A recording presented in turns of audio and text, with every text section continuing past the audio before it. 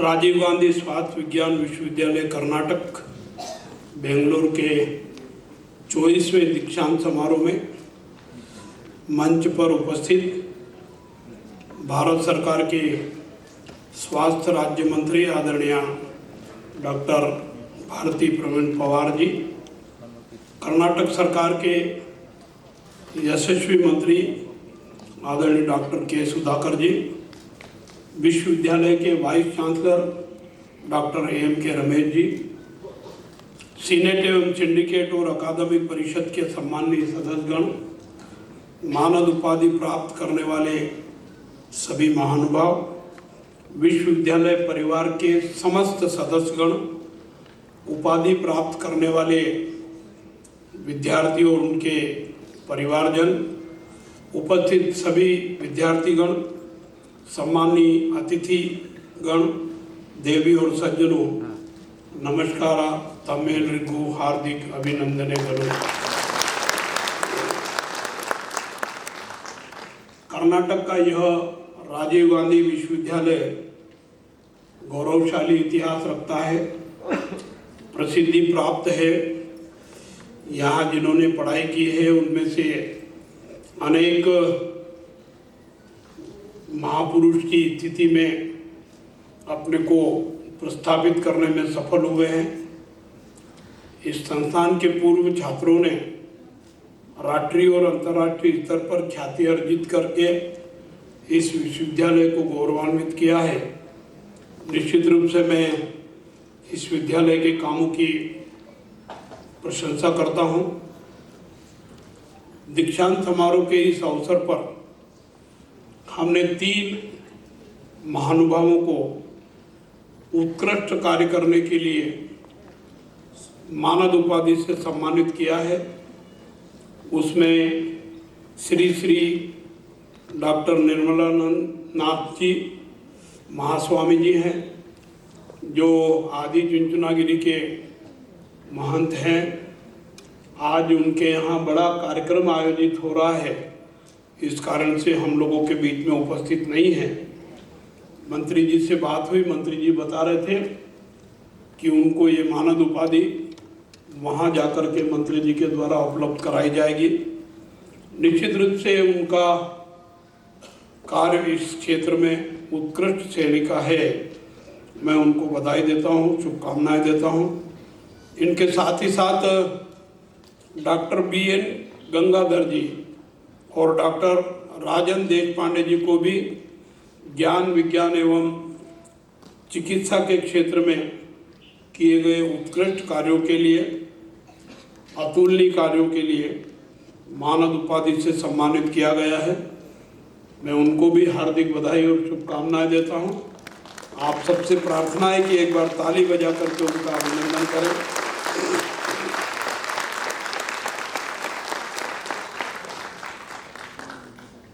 विश्वविद्यालय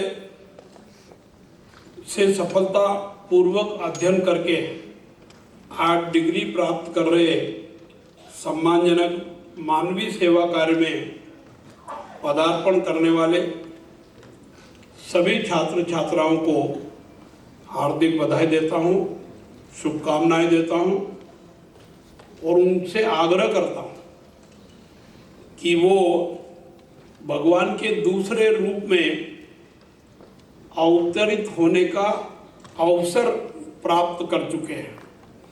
अब उनको कर्तव्य निष्ठा से कठोर परिश्रम करके दूसरे भगवान के रूप में सिद्ध होने के लिए कोशिश करना होगी।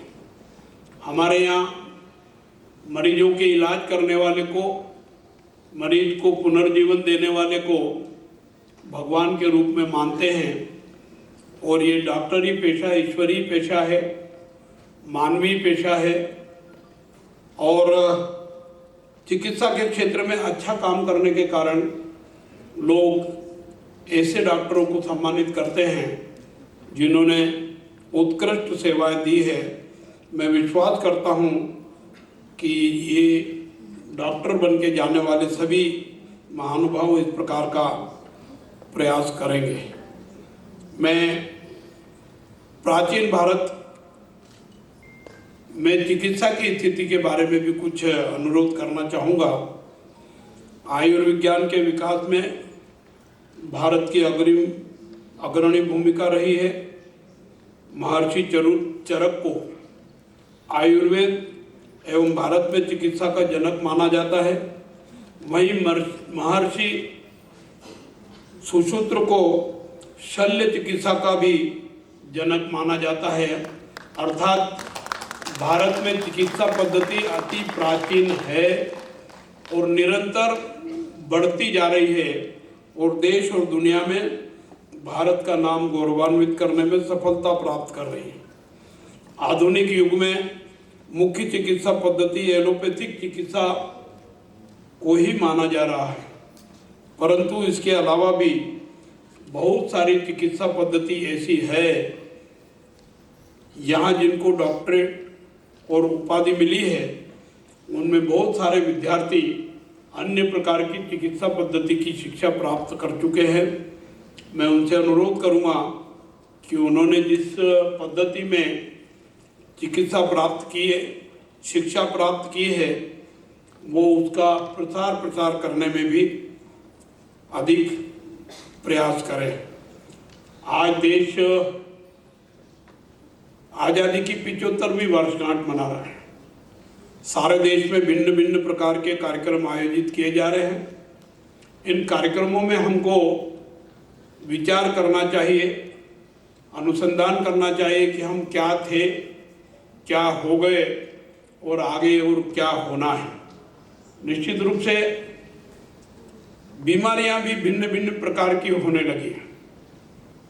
उनका अनुसंधान करके उनको डायग्नोज करके पता लगाना भी आज एक बड़ी चुनौती है।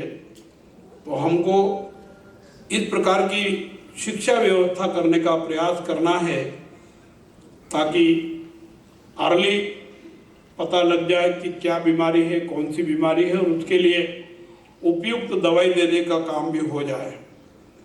मैं भारत सरकार और कर्नाटक सरकार को बधाई देता हूं कि चिकित्सा के क्षेत्र में दोनों सरकारों ने बहुत अच्छे काम किए हैं।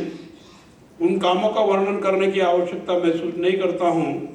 भारत सरकार की स्वास्थ्य राज्य मंत्री बहन पवार जी ने उसके बारे में जानकारी दी है।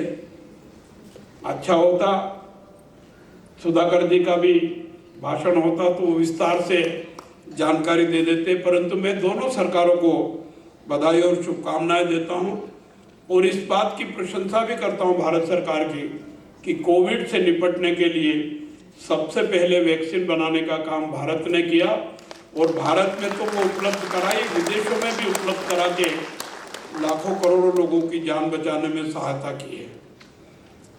भारत सरकार ने एम्स की तर्ज पर अनेक राज्यों में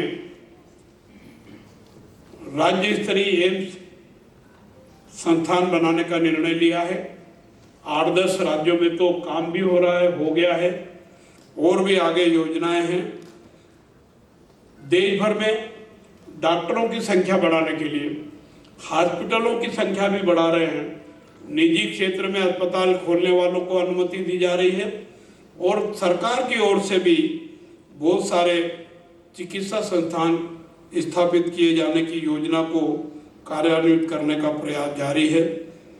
आज के इस अवसर पर मैं जिनको मानद उपाधि मिली है, जिन छात्रों को गोल्ड मेडल मिले हैं, पीएचडी की है, उन सबको हार्दिक बधाई और शुभकामनाएं देता हूं।